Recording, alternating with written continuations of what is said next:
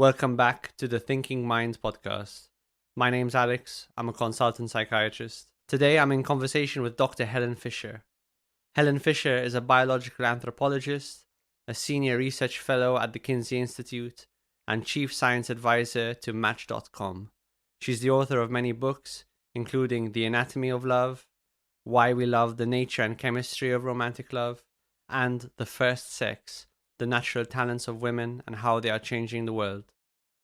Her TED Talks available on YouTube called The Brain in Love and Why We Love, Why We Cheat have been viewed a combined 3 million times. In this episode, we discuss romantic love, the biological and evolutionary relevance of love, what makes two brains romantically compatible, online dating, the difference between how men and women choose a partner, what's different about Gen Z and how they are approaching love, and much more. This is the Thinking Mind podcast, a podcast all about psychiatry, psychology, psychotherapy, and related topics. If you like it, there are a few ways you can support it. You can share with a friend, follow us on social media, give us a rating wherever you happen to listen, or if you want to support us further, you can check out the Buy Me a Coffee link in the description. In addition, if you have any feedback, you can email us at thinkingmindpodcast@gmail.com. Thanks for listening, and here's today's conversation with Dr. Helen Fisher.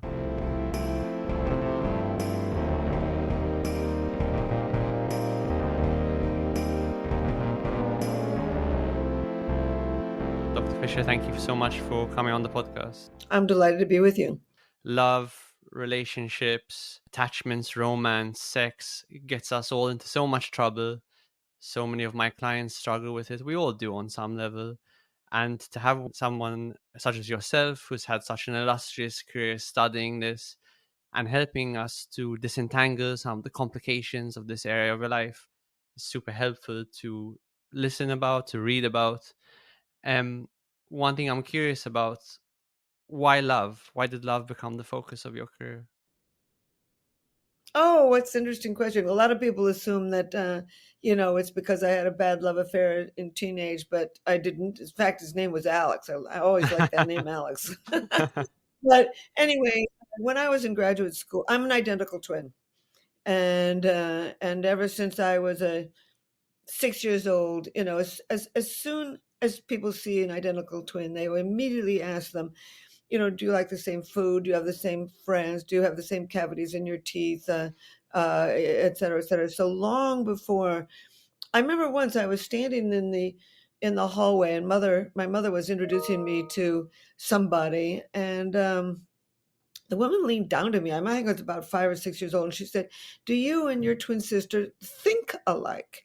And at the time, I thought to myself, "Well, how would I know how my twin sister thinks?" But obviously, I've made a career out of it.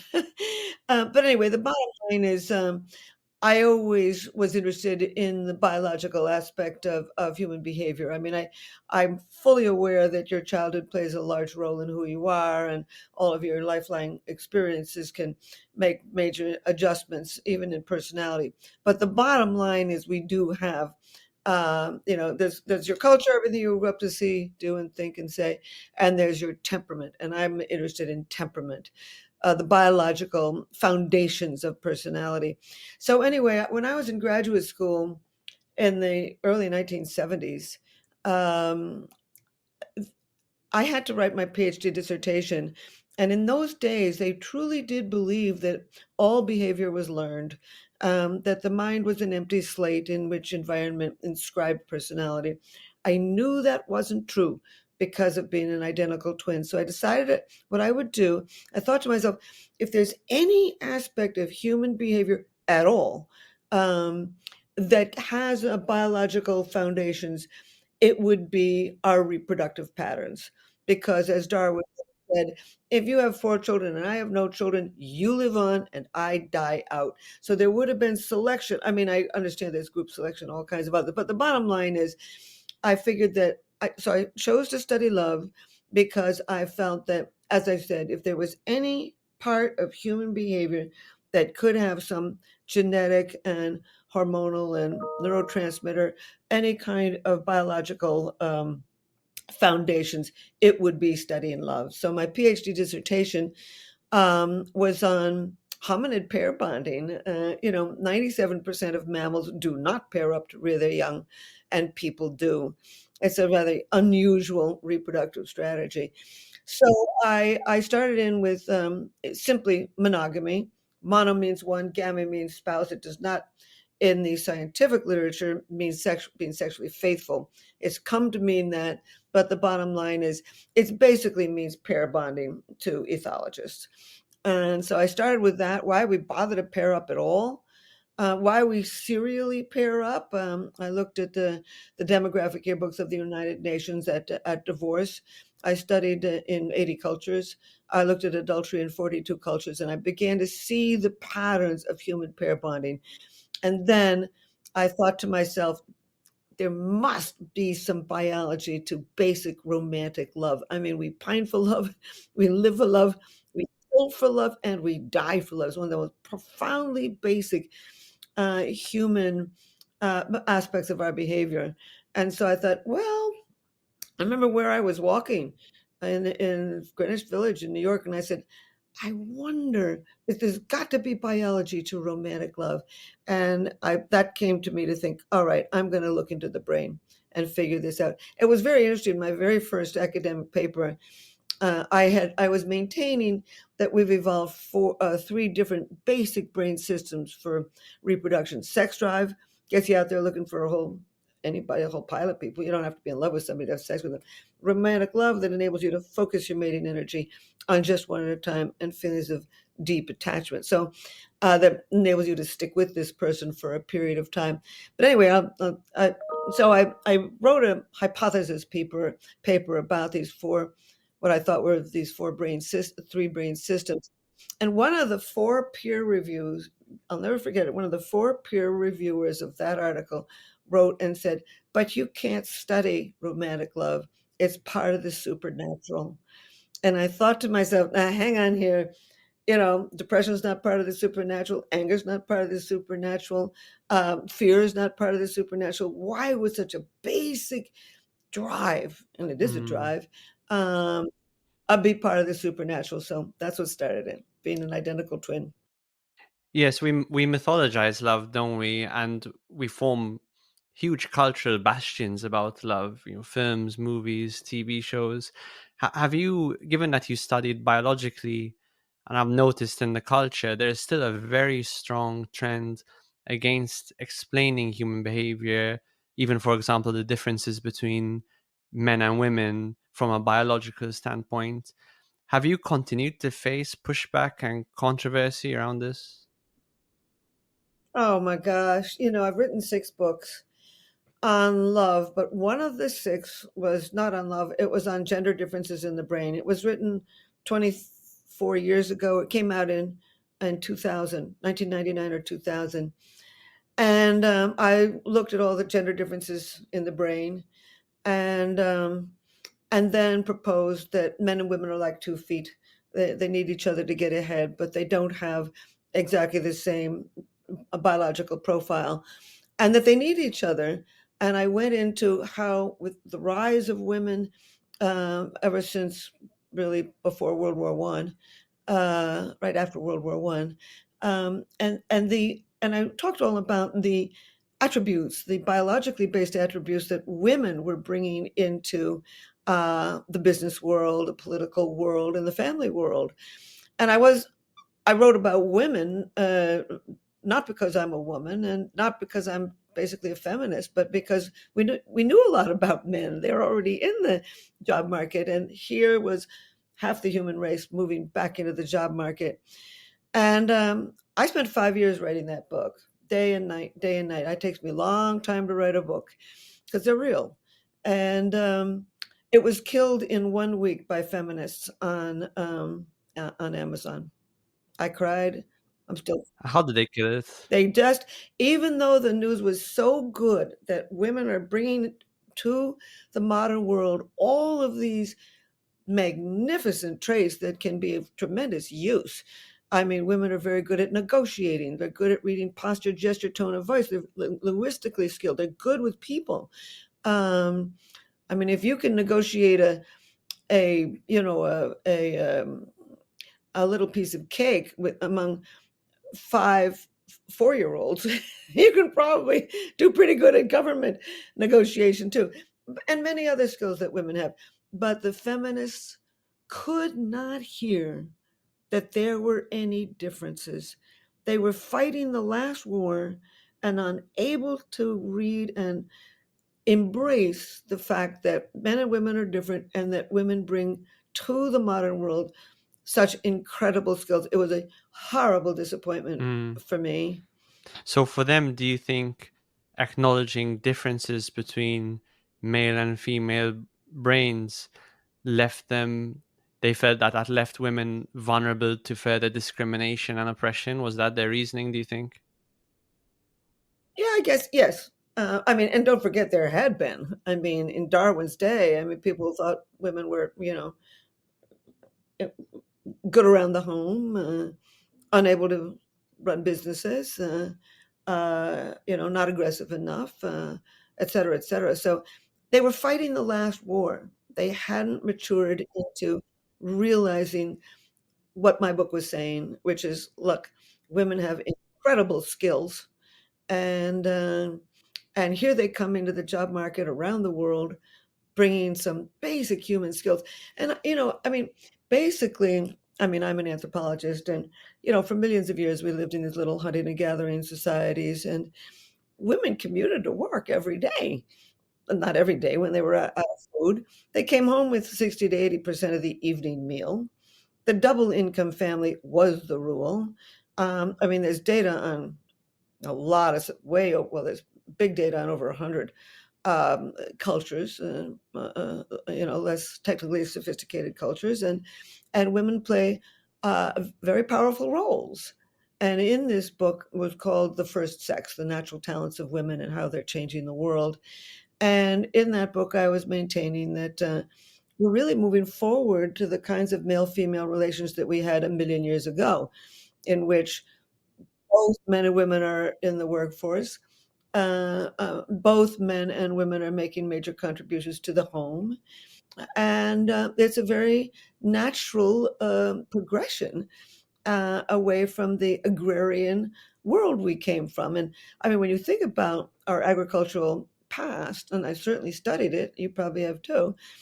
I mean, we saw the rise of the belief that men ran the home. We don't have that in hunting and gathering societies. We have the belief that men are smarter. I don't think so in hunting and gathering societies.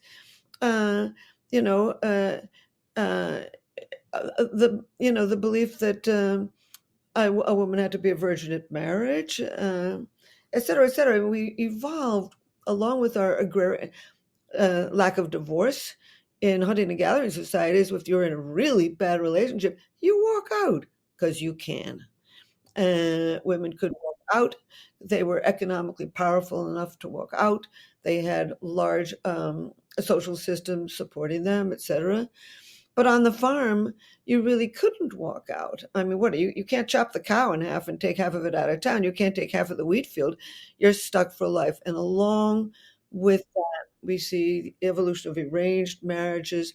A woman's place is in the home. The man is the head of the family until death do us part. And all of that, as we moved into the industrial world and now the post-industrial world, we're moving forward to the kinds of relationships that we had a million years ago that are much more suitable to not only to human societies, but to individual psychologists. Hmm. So in a way, women aren't discovering their freedom for the first time. They're rediscovering their freedom. They're regaining it. It's a freedom they once had. And same with men. I mean, all during the agrarian past, if the family was a failure, it's because the man was a failure. I mean, he had the huge responsibility of providing for the family, and he had to do it alone. As the woman tended the home and the man was the breadwinner. And I mean, as women's roles have expanded, men's roles have expanded too. I mean, now there are not a lot of them, but stay-at-home fathers, while the woman provides the economic means. And you see, I don't know, men cooks and men doing all kinds. Anyway, we're seeing the roles of both men and women expanding into what they were for millions of years before we settled down on the farm. And my understanding is some of the differences in the brains between men and women are reflected by the fact that women and men choose mates very differently and for very different reasons. Could you outline the differences between how men and women choose partners and how that's reflected in their brains? Yeah, so this is the I'm writing another book on it now. Um, oh, just a little background. It started in 2005 when Match.com gave me a call 2 days before Christmas and asked me to come in and talk to them. And I went down and it was a fancy place in New York. And I sat in this room by myself and all of a sudden 11 people pile in. I said, is this a think tank? I didn't know what was going on. And as it turned out, it was the CEO of Match on down. And in the middle of the morning, he said to me, he said, why do you fall in love with one person rather than another? And I said, I don't know. I mean, nobody really knows. We do know that you tend to fall in love with somebody from the same socioeconomic and ethnic background, same degree of intelligence, good looks, and education, same religious and social values, somebody with your same economic and reproductive goals, and your childhood always plays a role. I'll say it again, your childhood always plays a role. But the bottom line is, you can walk into a room and everybody's from your background and same level of intelligence and good looks, and you don't fall in love with all of them. So I thought to myself, okay, could basic biology draw you naturally towards one person rather than another?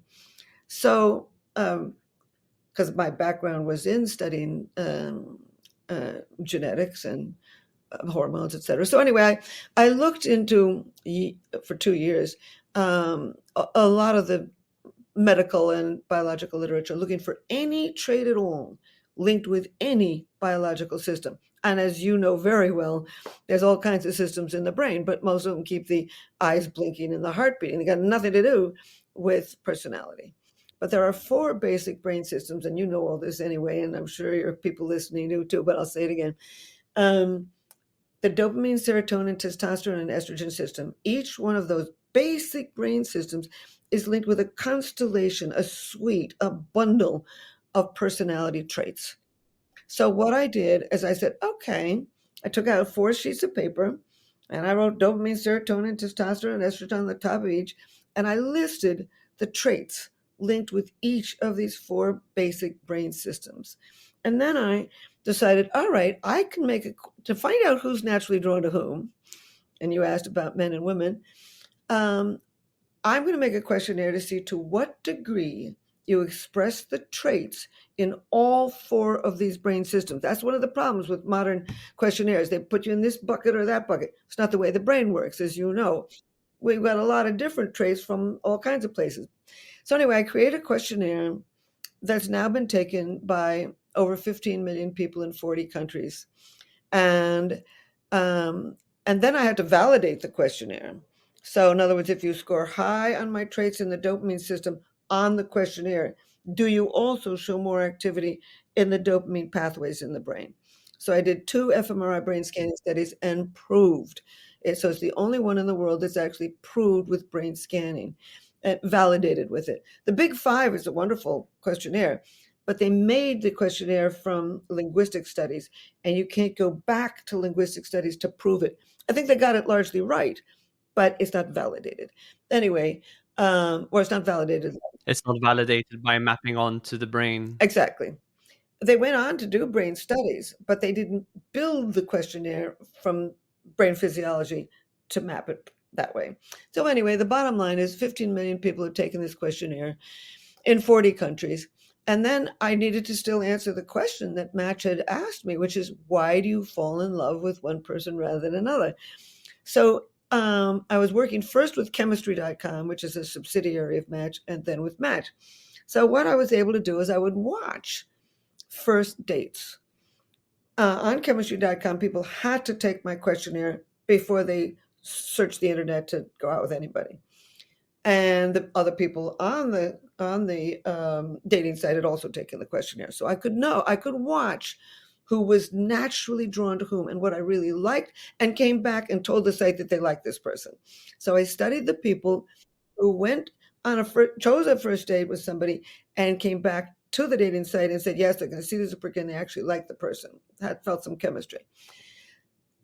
And I like first dates because you know so little about somebody that your natural biological tendencies would play a larger role. And as it turns out, in 28,000 people on the dating site chemistry.com, people who scored very high on the traits in the dopamine system, people I call explorers, are drawn to people like themselves. Risk taking, novelty seeking, curious, creative, impulsive, mentally flexible people are drawn to people like themselves. Explorers, dopamine goes for dopamine. Serotonin, I call these people builders. It's not a great term, but I'm stuck with it. I should have called them guardians, but as Plato did. But anyway, the bottom line is they're also drawn to people like themselves, traditional, conventional people who follow rules, respect authority, stability, are drawn to people like themselves. In those two cases, similarity attracts. In the other two cases, opposites attract. Testosterone, and here comes that's the long-winded answer to your question. Testosterone goes for estrogen, and estrogen goes for testosterone. And I call the high testosterone people directors. Maybe I should have called them drivers. But anyway, they are analytical, traits linked with the testosterone system, analytical, logical, direct, decisive, tough-minded generally, skeptical, good at rule-based systems, math, engineering, computers, mechanics, music. Music's very structural. And these people are drawn to their opposite, what I call negotiators, high estrogen people. And this is men as well as women. I think Obama shows a lot of high estrogen traits. I think that Clinton did. You're not American, but Abraham Lincoln, who freed the slaves in America, I think so high estrogen. So it's not just women, high estrogen. And there's a lot of women who are very high on testosterone. I think Margaret Thatcher was very high testosterone woman. But anyway, the bottom line is people who are very expressive of the traits in the estrogen system are, they see the big picture. They're contextual, long-term, holistic thinking. They tend to be imaginative, intuitive, able to deal with ambiguity because they collect so much kinds of data from so many places. Very good verbal skills, people skills, good at reading posture, gesture, tone of voice, and empathetic and nurturing. So I now had data on who was drawn to whom, but we are a combination of all of them. And I'll give you an example of me. I married my husband 5 years ago, 3 years ago, when I was 75. I'm still madly in love with him. Lived with him for many years before I married him. Anyway, we're both high dopamine. Works fine. Wants to go around the world yesterday if we had the time and the money. Exploring. Both of us are big explorers. Uh, uh, Works fine. He's very high on testosterone, and I'm very high on estrogen. Also, once again, a natural attraction. In those ways, it's very compatible. He is higher on serotonin. He follows the rules, he respects authority much more than I do. I mean, I follow the rules of the road. I don't want to be roadkill. If it doesn't make any sense to me, I don't follow the rule. I mean, he'll stop at a stop sign in the middle of the desert with nobody coming. I wouldn't do that. I might slow down, but not long. I mean, a good example is we were going to the movies some time ago, and I said to him, I said, "Sweetheart, do you have any water in your backpack?" He said, "Oh, yeah, I got water in my backpack." I said, "Well, great. We can drink it in the movie house." He said, "No, we can't. You can't bring food or drink into the movie house. You have to buy it at the concession stand." Oh, says I. So I think this is actually one of the problems with some psychiatry and psychology today. They're so fixated on your childhood, which is certainly half the puzzle, but they forget that some people are who they are, and it has nothing to do with you. And it has nothing to do with their childhood. They tend to be stubborn.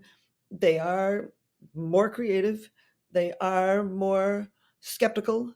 They are more nurturing because it's who they are. And it's this second half of the puzzle. I mean, there's a great deal of data now, great deal of data from genetics and hormones, physiology of all kinds, that a good 40 to 60% of variation between people has foundational genetic, uh, biological foundations. And it's that part of personality, your temperament, that I continually trying to bring to the whole world.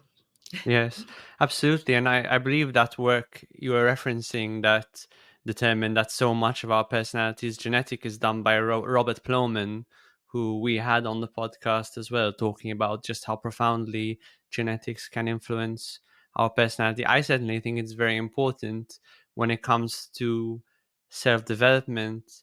I think a lot of people think of their personality as something that should be constructed. I should get these personality traits, but rather knowing the literature well, personality is something you must discover and accept before you can start to build. Yes, you can, to some degree, modify your personality traits. You can discover new traits. It's very difficult. But first, you need to discover what your personality is, what your natural strengths and weaknesses are.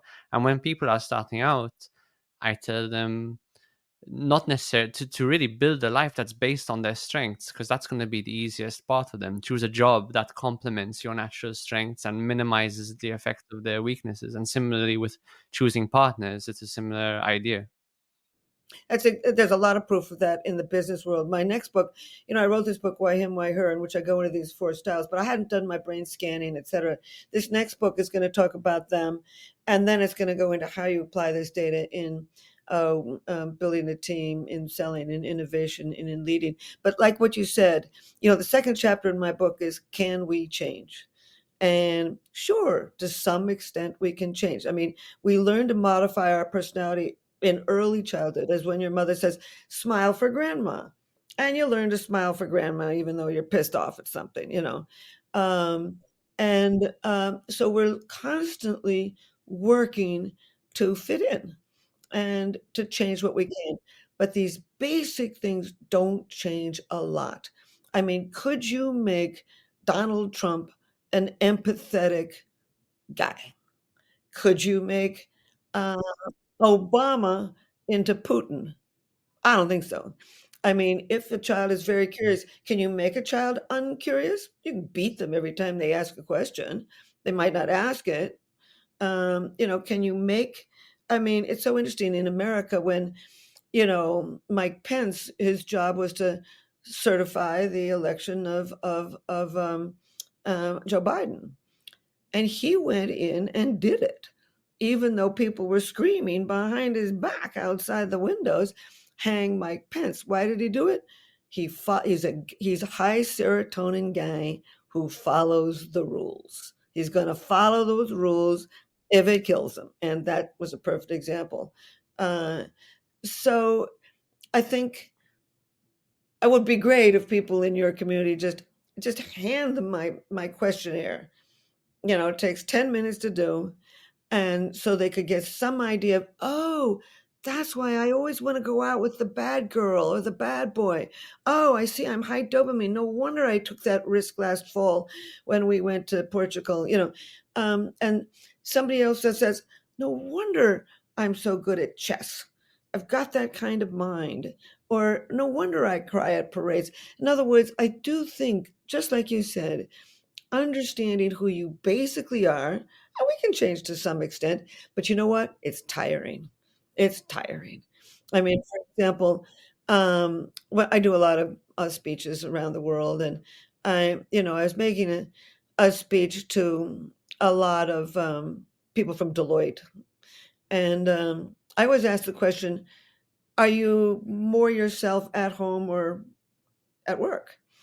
And almost all of them said, I'm more myself at work. And one guy said, I love my wife and children, but at home I have to accommodate. At work I can be myself. And I did a thing with Visa. And, I made the speech, and then there was a coffee hour. And during the coffee hour, I saw this woman. She was in accounting. at Visa, big, high up in accounting. And accounting is a detail-oriented, very structured, very stable kind of thing. You don't make a lot of imaginative things in accounting. But Imaginative accounting lands you in jail. exactly. Or you're going overseas to Switzerland or hiding it in Barbados, whatever. But the bottom line is, when she took my questionnaire, she was so high on the traits of dopamine, risk taking, novelty seeking, curious, creative, spontaneous, energetic. And I pulled her to the side during the coffee hour and I said, you know, my questionnaire shows you as a very high explorer, but your job is one of the high serotonin um, builder. I said, which are you? And she said, I am what your test showed, Helen. I'm basically the explorer, the high dopamine. I said, I really like my job, but it's tiring. The point is, you can act out of character, but it's tiring. And just like you said, it's so adaptive to get into a job where you can be who you really are and find a partner where you can be who you really are. I mean, we won't change that much. And if we do, we're going to be tired day and night. Yeah, absolutely. And getting back briefly to the differences between men and women, is there scientific basis to the idea that men, for example, in terms of initial attraction, base that more on looks and visual stimuli, and women base it more on a man's general personality, their skill set, their competence, their status? Is there truth to that? And if so, what could be the evolutionary reasons for this? Thank you for asking. There's a lot of data on it. And of course, there's going to be variation between men and variation between women, but we're talking about averages. And yes, on average, men are more attracted to what they see visually, and women to what they see in the pocketbook. Now, why would that be? From a Darwinian evolutionary perspective, it's extremely adaptive. I mean, looks count. And a very, shapely woman with clear skin and clear eyes and healthy hair and everything is actually advertising that she's got a very strong immune system. And she's been able to fight off the parasites, didn't have the accidents, etc., that make you lopsided. And so the one thing a man has to do with a woman is pick a woman who's going to give him healthy babies. And a woman with a strong immune system, which she's advertising with her looks, um, is an adaptive mechanism that evolves. So I don't think it's superficial that men like women that are good looking.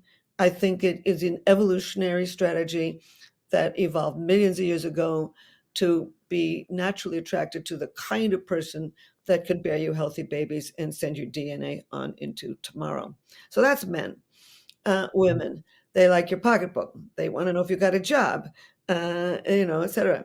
Well, for millions of years, women, needed a man who could hit that buffalo in the head with a rock and come home with some food for dinner. They needed provisioning and protection. And today, well, how do men protect women? With money. When you have money, you get schools, you can put your children in a better school system. You can live in a healthier, a more safe neighborhood. You can get people better educated, et cetera, et cetera. So it's very adaptive for women to look for a man, look for a partner who can help provide for their DNA. And so it's very adaptive that for good Darwinian reasons that men would be more attracted to a shapely, healthy-looking young woman, and that women would be naturally attracted to a guy who's got a steady job, who's financially stable. It's very interesting, because I work with Match.com, and every year we do this study called Singles in America. And so I and my colleagues cook up about 200 questions, and then we poll the American public. We do not poll Match members. This is a national representative sample of singles based on the US Census. And one time I asked the question, what do you first notice in somebody that could be interesting to you? And there's about 20 boxes you could check. These are the top 3 things that singles notice first in a potential partner: their teeth, their grammar, and their self confidence. And everybody was thinking about, I mean, with my match people, they're saying, well, why would that be? But from a Darwinian perspective, your teeth show your age, your grammar shows your background, and your self confidence shows your psychological stability. And so, over and over, and you as a psychiatrist know this, you know, Darwin pops his head up and you respond in what ways that are evolutionarily adaptive. I would have definitely predicted teeth, and I would have definitely predicted confidence. Grammar would have totally passed me by, but it's good to know that. Good to know. Yeah. Is it true that Gen Z women are swearing off sex, and why do you think that is? Isn't that interesting? It's not just the women. I call them the new Victorians. And I got that. I mean, long before this Russian Ukraine war, I was talking to a Russian journalist, and she sees the same thing in Russia. That the young, it's not just the women, but the young are very slow growing up. We're seeing the expansion of all, childhood is expanding, young adulthood is expanding, middle age is expanding, and old age is expanding. And what's interesting about a lot of these people in their 20s, which is Gen Z, they'll different people define that as some people say ages 18 to 24, 18 to 26, whatever. Gen Z and millennials, people of reproductive age, are, well, particularly the young, very slow at having sex. And when you think about it, something like a third of them are still living at home. And it's pretty hard to have sex every night with somebody new if you're dragging them at home. you know, and and it's a very earnest generation.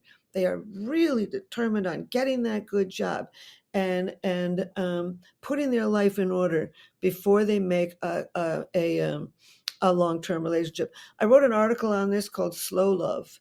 And, in my day, uh, people married in their very early 20s, women around age 21, men at age 22, 23. Now they're marrying in their late 20s or even early 30s on average. So there's this long period of what I call pre-commitment. And they're very slow to get into things. They've even created all these terms. They got a million terms for, ghosting and benching, but the gaslighting, you name it. But the most interesting one to me is uh, DTR, define the relationship. And what the young want to do is define where we're going, what's going on. These are my goals. If you don't have those goals, we're going to quit now. So I did. I asked on my annual Singles in America study, well, at what age? I mean, at what time in the relationship do you have this DTR, define the relationship conversation? And the average was 4 months. Now, I don't know, you're a lot younger than I am, but I wouldn't have dreamt of asking a guy 4 months into a relationship where we were headed. I just wouldn't have dreamt of it. But then again, it may be me personally. I got married at age 75, so I'm obviously the guy woman raising not. I had long, wonderful relationships. I finally understand marriage, by the way. But anyway, um, the young are very serious. You ask the question, they're having sex, but and also with this Roe v. Wade issue in America, I mean, I'm doing studies now. I mean, they're scared of having sex because there's opportunities for abortion are are are drying up, and so, but also they're growing up very slowly, and they're a very careful generation, uh, and what's quite remarkable, because in terms of sex, I mean, unlike my generation, you know, they don't have to walk the walk of shame if they have sex. The vast majority of them know how to not get pregnant. They know how to not get diseases. The lid is off the pot. They can have sex, but they're not doing it. It's a very careful generation. I once asked, why people weren't getting into a partnership, and 40% said they wanted to stabilize their life before they did it. So, why it is that it's a very careful generation, I think that maybe their parents were the boomers and we were pretty riotous. And I think a lot of them experienced a lot of divorce. You can answer that one better than I can, but it's my guess is that they're also with the internet. You are really connected with world problems, and uh, I just think it's a very careful generation, and sex is part of being careful. Yeah, I mean, I agree. It's a more careful, more cautious generation. I'm thinking about people younger than me. I'm 34, but I'm not sure that this carefulness is all born out of maturity and a mind for the big picture. I think some of it is. I'm sure some people are like that, but I do think that younger generations were very, very overprotected Oh yes, when they were young. very There's a good. book written about this by Jonathan Haidt called The Coddling of the American Mind, and he speaks about just how much overprotection can be detrimental to your psychology. And we know this in psychotherapy. You avoid things which make you afraid and you become more fearful overall. It decreases your fear in the short term, increases your fear in the long term. And dating is hard, and dating is full of ups and downs and things that make you afraid. And of course, bad things happen, breakups, relationships break down. So there's a lot of turmoil, and so I'm sure some people are being more careful, some people are being more mature, but my concern is a lot of people are rationalizing, delaying getting stuck into the ups and downs of life. And one of the ups and downs of life is relationships. And I think that could be a problem depending on an individual's case, because if you, for example, whether you're a man or woman, if you don't date really, if you don't get into relationships, say by the time you're 30, that doesn't necessarily equip you to date well.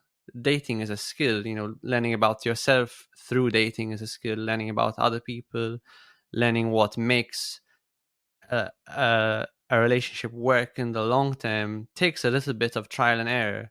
So I would definitely advocate dating kind of cautiously, but date because it's important. Whereas not dating at all, you could get to an older age where all of a sudden now things are on the line. There's more pressure to get married, especially if you want children. And you really have no knowledge or skills, and you might end up with someone that you're not really compatible with as a result. So that's kind of my thoughts on it. I like yours better than mine. I do. I know, John. I do. I mean, you know, they're mature in some ways, but they're really inexperienced because of being so coddled. And I know Jonathan Haidt very well. I actually saw him a few nights ago, and he told me the story. I'm sure he wouldn't mind it. He has a son and a daughter, and it was several years ago. And the son wanted to, he wanted to, he wanted to follow his own principles and get this kid to do things by himself. And so he was hoping he was started in getting the kid to take the subway. Kid wanted to take the subway by himself, but it was Jonathan and his wife that were concerned about it. So he'd been used to taking the kid to the subway, but you had to cross Seventh Avenue in New York. It's a big avenue, and cross other streets and this and that. I think the kid was, I don't know, 9, 10, 11. I can't remember. So the first day, he let the kid go by himself. I might get this a little wrong, but that's the principle. And he followed behind him to see if he could do it. And he followed behind him more than once. And finally, he let the kid do it by himself and without following him. And I don't know if you know a woman called Lenore Skenazy. She's she was dubbed the worst mom in America because she let her 9-year-old take the subway to school by himself. And so she started an organization. I wish I could remember the name of it, but they're good friends. She's good friends with Jonathan Haidt. Um, it's about let your children learn by doing things. It's the parents that that are so scared, and they instill this fear into the kids, and the kids have none of the skills, just like you're saying, to go out and explore the world. And in fact, John Haidt once he let his kid, I think the kid was 13, go way out. I mean, it's like an hour and a half on the subway to watch tennis matches, and he let him do it by himself. Of course, he and his wife stayed up, and up, and the kid didn't come home until, I don't know, quarter of 3 in the morning, because he was watching the very last of the matches, and then he had a hot dog, and then he got the subway. And of course, the kid just waltzed in. He felt empowered. The parents were almost sobbing. And that's what you've got to do. I was watching, I was once traveling in Tanzania with a film crew. They invited me to come along from the BBC, and they were they let real big knives around very small children, and it's one-time learning. The child makes the mistake once and doesn't do it again, because they just can't be watching every kid all the time. And so, I mean, we come from a background where children did learn. A 5-year-old could learn from a 7-year-old, could learn from a 10-year-old, from, in these multi-age play groups, and parents weren't, looking at every single thing they did. These hunter-gatherers people did hang high up in their lean-tos the poison that they used on their arrows. That that needed training. But everything else, they let the very small children do all kinds of things that parents today would be horrified. Yeah, I really like to think about the zeitgeist and the different psychological problems that emerge in different societies at different points in history. And I think one of the conflicts we're facing in Western society at the moment is we have a bit of a conflict. On the one hand, we desire explicitly ultimate freedom, the freedom to do anything and be anyone we want and have whatever identity we wish, while at the same time, we want ultimate safety.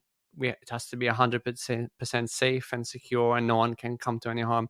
And both of those, just even by themselves, are fantasies. They're not attainable, let alone if you put them together where they're actually pulling in opposite directions. It can be very difficult. And I think a lot of people are, a lot of people in their 20s, you see them without realizing it, laboring under this conflict. I want to be anything. I feel, in some sense, my culture is telling me I can be anything, but also everything has to be safe and relatively straightforward, hopefully.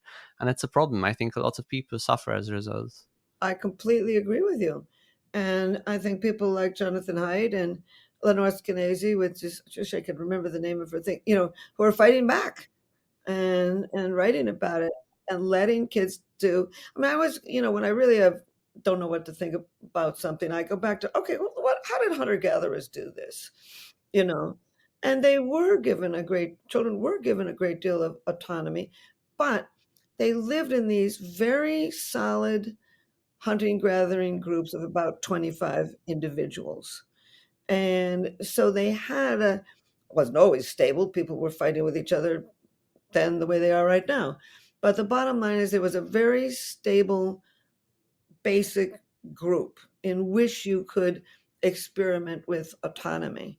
And really what we've done, just like you say, we've lost that local community in many ways. And what we've won is freedom and autonomy. But we don't have as much of that local community. Now it's interesting. I've got a woman, and she's a wonderful. I adore this girl. She comes and she moves the dust around every 2 weeks, and she's just wonderful with my place and everything.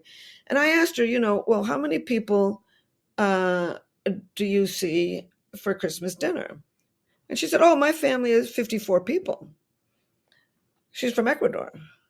I could not scare up 5 relatives of mine. I couldn't do it. I mean, I come from a totally different background, and, this loss of local community. And of course, in New York and much all over the world, we're building new local community. I mean, I call it the urban clan.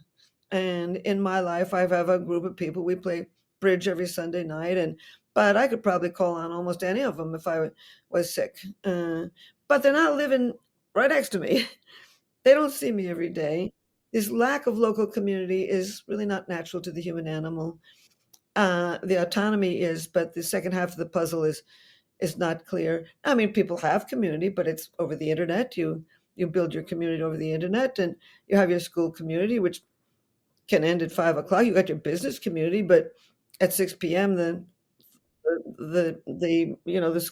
work day's over and they're gone, and etc. So yeah, it's the issue of autonomy and making it's so interesting because when I was a kid, I didn't maybe it was my parents, they just assumed I'd do something with myself. There wasn't this pressure that there is today to succeed.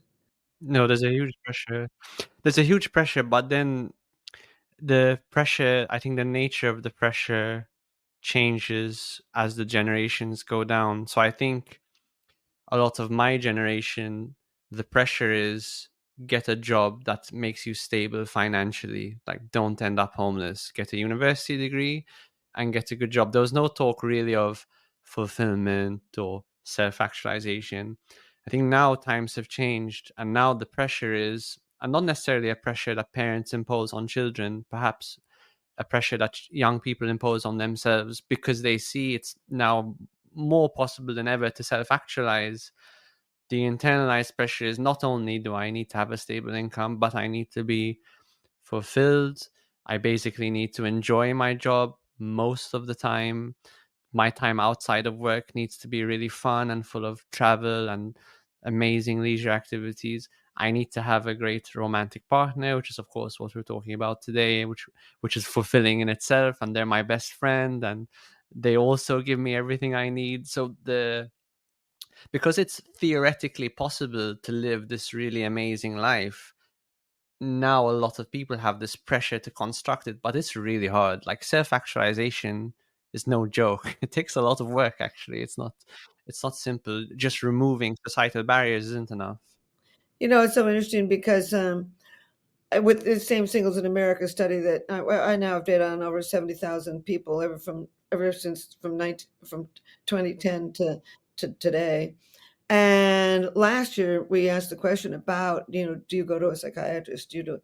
And something like 85% had gone to one, to understand themselves and what they're doing. And what really astonished me is a huge number of singles, I can't remember quite the number, it's way over 50%, wouldn't even go out with somebody unless that person had been to a therapist of some variety. Now, in my day, if you went to a psychiatrist, you told nobody. It's now fashionable, and I think it's fashionable for exactly the same reasons that you're saying, is this all this pressure to be everything to everyone, to understand everything about yourself, and they are heading to the psychological community to try to put it all together. Hmm. And we're very grateful for your help and your research to help us with that. And what do you think are, if there's a few things you wish people understood about love and relationships, maybe there's a lot of misconceptions you'd like to clear up. What are a few things you just wish people would know? There's so many. I was going to write a book, 101 Myths About Love, and if I live long enough, I'll do it. And I've assembled all of them. Oh, there's so many things. I'll start with some basics. I mean, romantic love is a drive. It's a basic mating drive. It locks into the addiction centers in the brain, um, and you know, and I don't have I don't need the man on this woman on the street to know about that, but I would like psychiatrists to know that they're dealing with an addiction. I do think that there's not only sex addiction, there's clearly romantic addiction.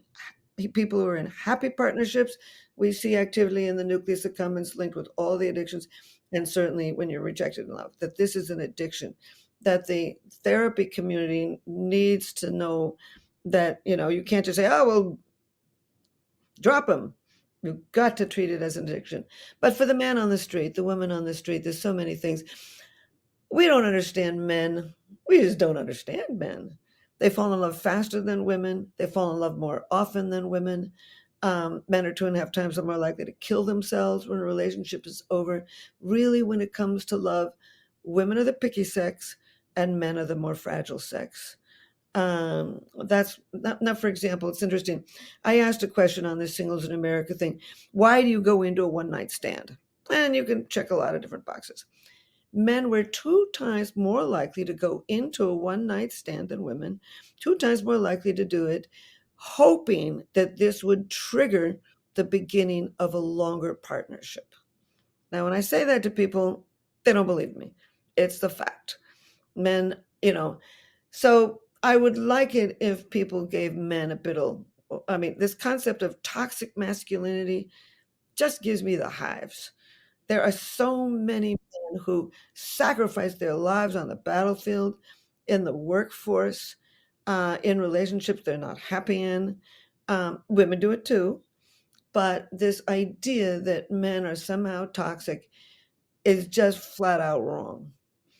That's one. I think here's something about older people because I'm older. In the Singles in America, I asked 2 questions about, and here's what they are. Would you make a long term commitment to somebody who had everything you were looking for, but you were not in love with them? Second question. Would you make a long term commitment to somebody who had everything you were looking for, but you did not find them sexually attractive? The least likely is people over 60. The least likely to compromise about sex and love is people over 60. We we don't have a whole pile of cougars, older, desperate women. They're looking for the same things that the young are. The most likely to compromise about would you make a long term commitment to somebody who had everything you were looking for, but you weren't in love and you didn't find them sexually attractive.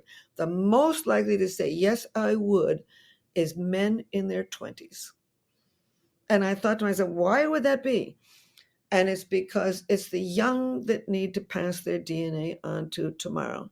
Those are the ones that need to compromise. And it's so interesting because I asked my wonderful cousin about his wife. And he said to me, he said, Helen, she wasn't the best I ever had in bed.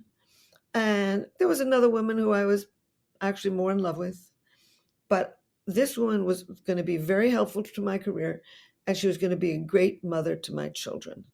And this is what the young have to do. They're much more driven by reproductive instincts, even though a lot of people aren't having babies right now, but they still got the instincts, making them behave a certain way. So older people aren't desperate.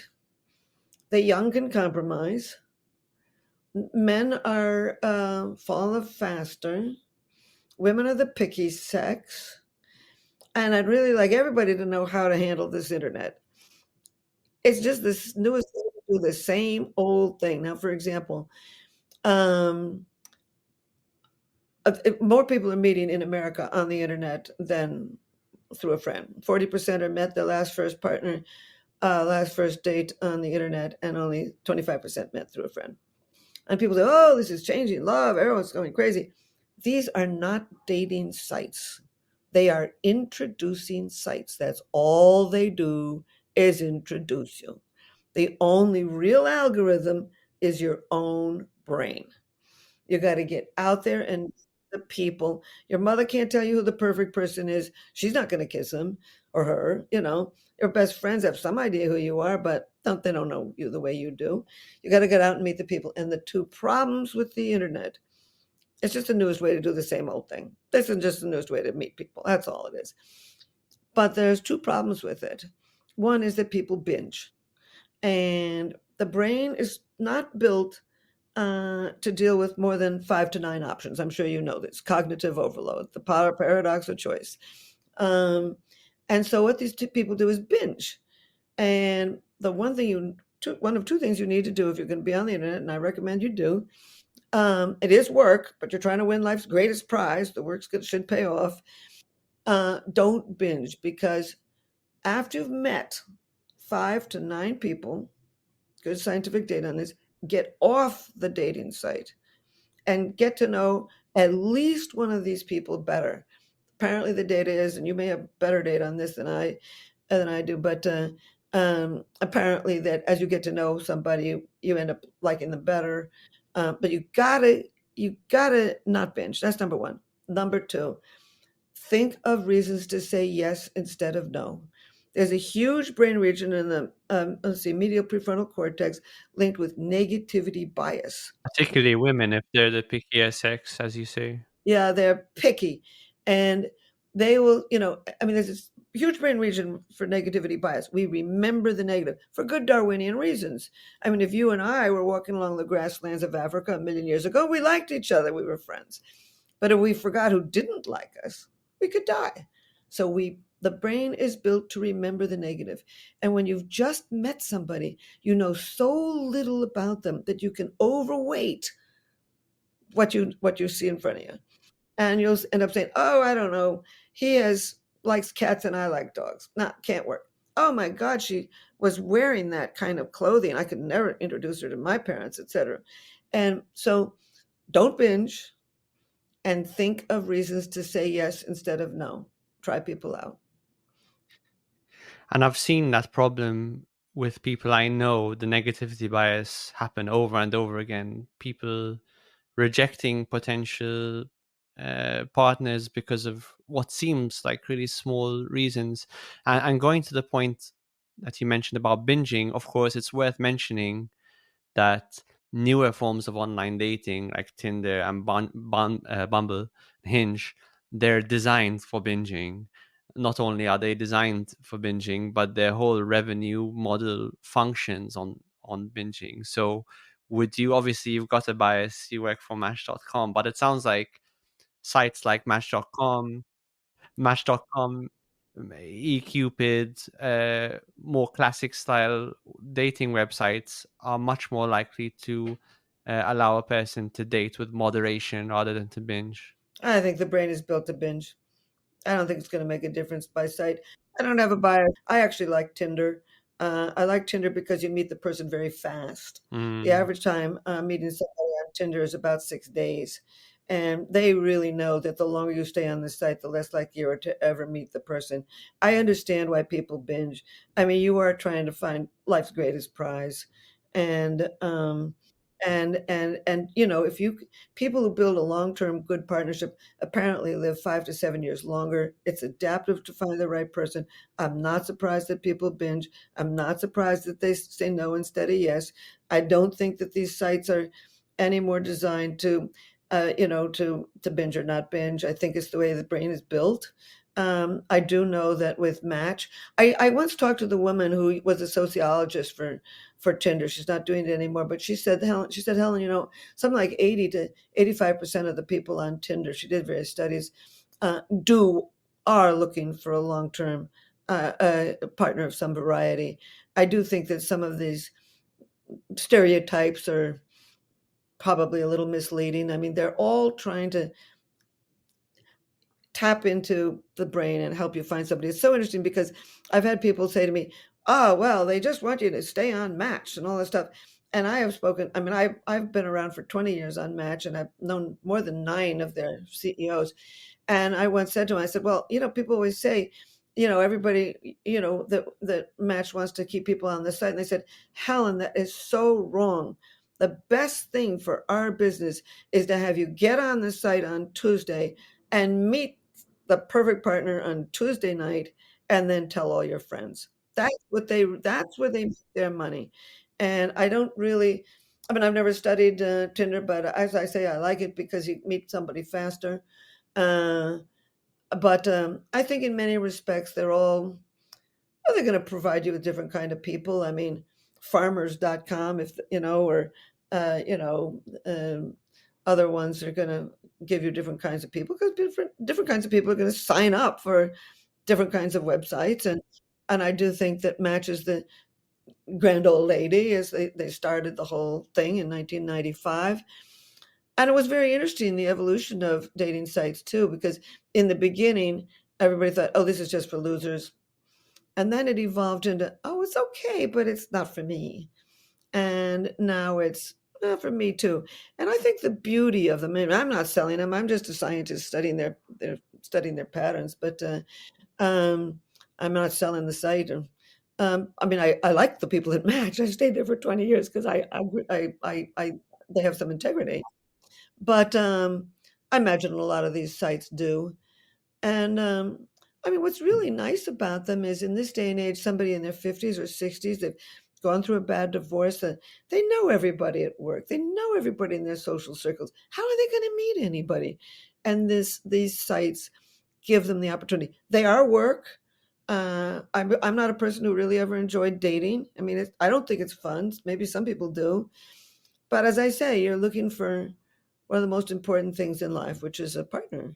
And, these sites enabled you to do what your grandmother and grandmother did in the 1800s, what your mother and grandmother did a million years on the grasslands of Africa. And I mean, the beauty of the problem is that we have so many alternatives. I mean, a million years ago, you wandered around most of the year in a little hunting and gathering group of 25 people. And once a year, in the dry season, they would assemble in larger permanent water holes. And there'd be about 500 people in these things. Well, we can't study them. They've been long gone. But I would imagine that that's when there a lot of courtship occurred. Then you met your your father's brothers in a different hunting band, and his sister is someplace over there, and you meet people close to your age, but you never had the opportunity to meet as many people as we do today. We just have to learn how to use these introducing sites. Don't binge, think of reasons to say yes. Just try to use it properly. Hmm. I'm not sure I fully agree if that there aren't differences in terms of propensity to binge between newer apps like Tinder and older ones like Match.com. Obviously, the point that you made that the human brain has a tendency to binge naturally, I fully agree with.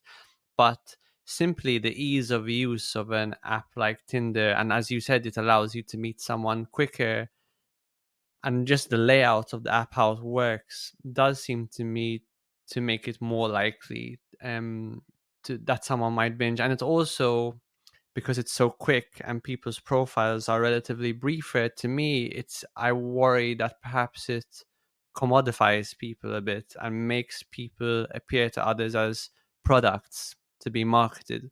I suppose this is part of a problem with the internet. And I mean, how about reading Jane Austen or Trollope or Thackeray or something? mhm, They were selling that's products. a good point. I mean, and a very small thing of products. I mean, women had to marry men with money because they didn't have any and they weren't going to inherit any.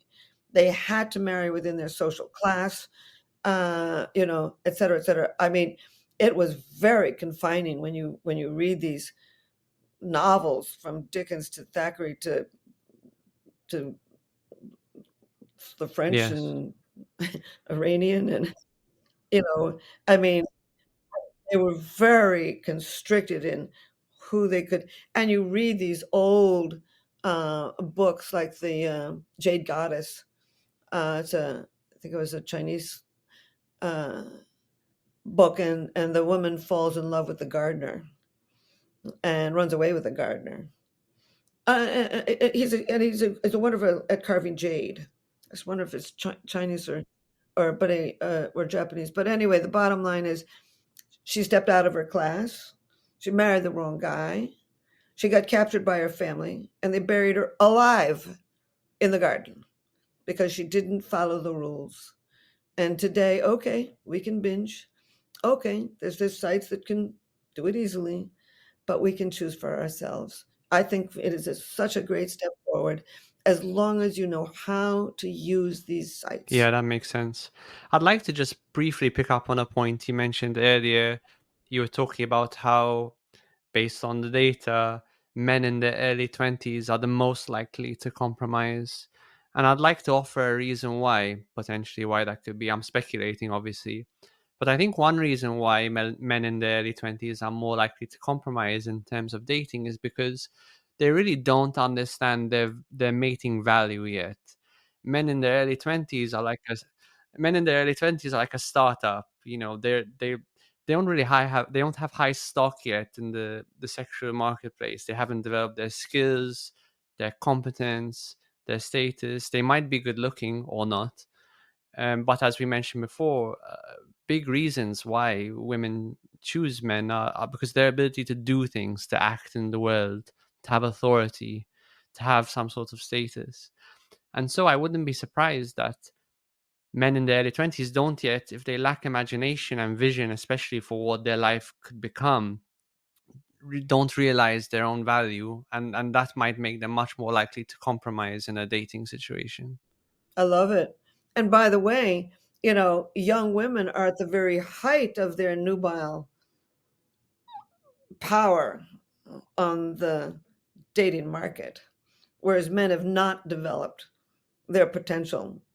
Exactly, exactly what you said. And it's tragic because they're both ignorant of it. They're both ignorant of the women are ignorant that they're at their height, and men are ignorant that they're sort of just at the beginning of their journey. And of course, as time has gone by, though, I mean, when I ask on this same, dating, this Singles in America studying what you're looking for in a partner. I mean, we do that every year. I got date on 70,000 people, as I said. More and more men, young men, all men, want a partner who's equally well educated, who is got a successful career, and who is financially stable. So as more and more women move into the job market, they're no longer just selling their good looks and their ability to cook dinner. They are also beginning to have to sell their education, their ability to build a career, etc. And this may be another reason for slow love. Everybody's having to, not just men having to build their potential, but women are beginning to have to build their potential as well. And even you see men in their 60s and 70s. I mean, this brain circuitry for romantic love is still working. They don't want a 25-year-old because they've already had children. They don't want that lifestyle, etc. But they do want a woman who looks young, even though she may be only a few years younger. And has vitality and energy. But they'd also like one who's coming to the thing with a little bit of money and and status, et cetera, et cetera. So I do think as we shed our agrarian background and more women are in the job market, what you say is changing. That both men and women are having to build a better sales pitch. Hmm. Yeah, it's hard out there. And I'm conscious of your time, but just to wrap up, what do you think? You've studied human nature for a long time. What do you think has surprised you the most about human nature across your career? You're going to think I'm crazy. I have studied human nature for 50 years. And I always intellectually understood why you would marry.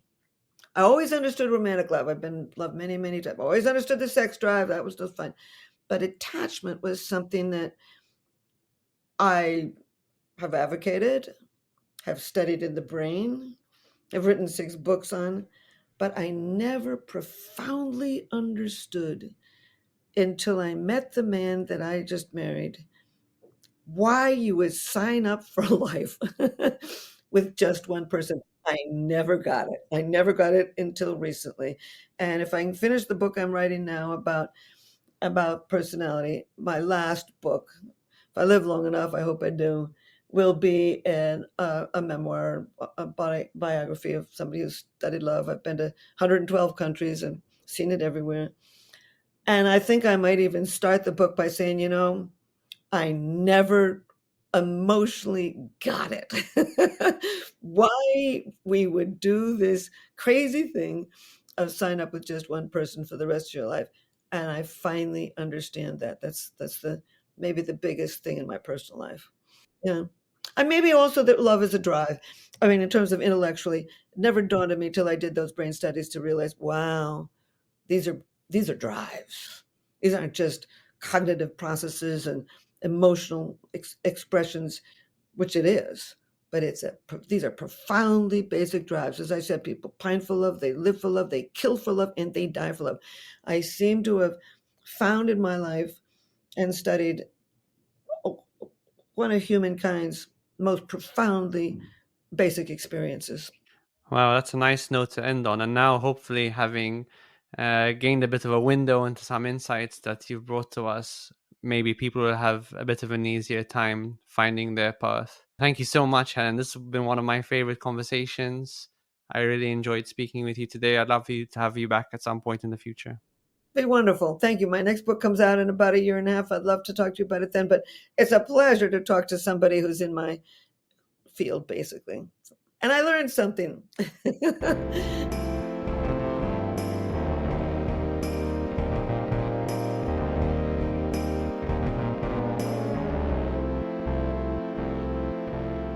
Thanks so much for listening this week. If you've got any feedback, as always, do get in touch. If you enjoyed the episode, why not give us a rating on Spotify or Apple Podcasts, because it really helps other people to find us. If you want to get in touch, you can find us on Instagram or Twitter, or you can drop us an email. And if you value the show more generally, why not buy us a coffee? Thanks so much.